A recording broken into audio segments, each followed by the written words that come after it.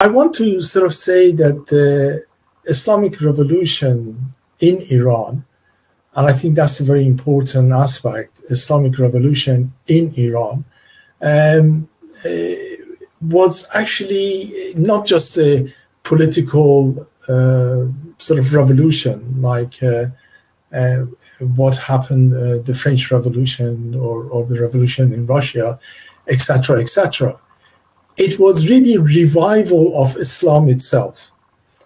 Those of us who remember, and I can see Brother Zafar watching in the studio, I'm sure we all are testament to the fact that Islam was being seen prior to the revolution as a sort of a fuddy-duddy religion which belongs to the pages of history and no relevant to needs, aspiration, political, social, economical aspiration of human being at our centuries.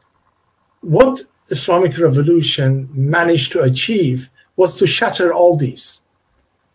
While before the revolution, campaigns like Palestinians, Kashmiris, and others were jumping between the West and the East, and capitalism and communism.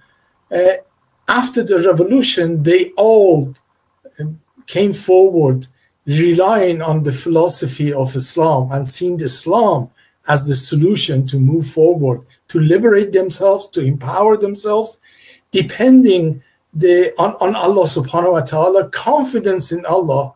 I remember one of the brothers, and I always remember him at this time of the year, and he actually was a convert, Zaki Badawi, a convert 16 years older than myself, and he became Muslim on the year that I was born.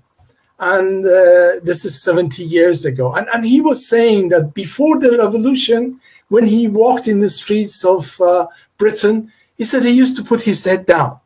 But after the revolution, he said he held his head high because of the honor of being a Muslim, honor of being part of a religion that actually addressed every aspect of our lives in the best possible way.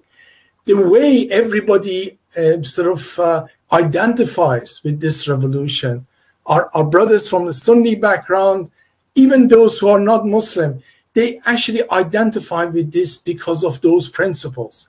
What made Sardar Soleimani was this concept of Islam, of doing things because of the duty to Allah subhanahu wa ta'ala, not because of personal interest. It's not within the personal interest of anyone, or indeed personal interest or national interests of Iran to help Palestinians or other oppressed, when oppressors will actually create all these obstacles.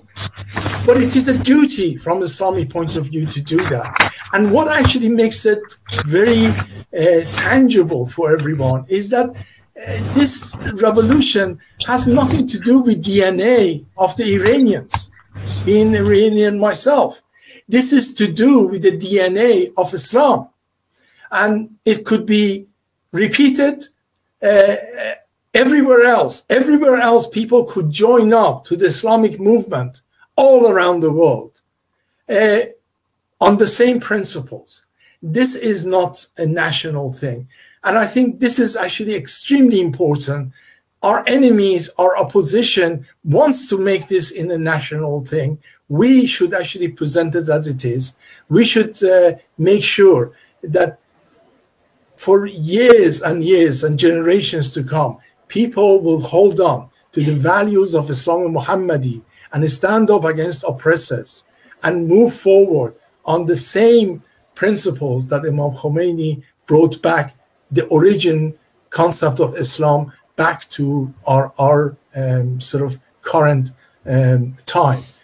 From that, I actually will congratulate everyone who wants to stand on the side of Haqq against Batil on such a night and say that we have got a responsibility and duty to make sure that this revolution will stand on its original principles of Islam, and it will not be hijacked for nationalism or anything else.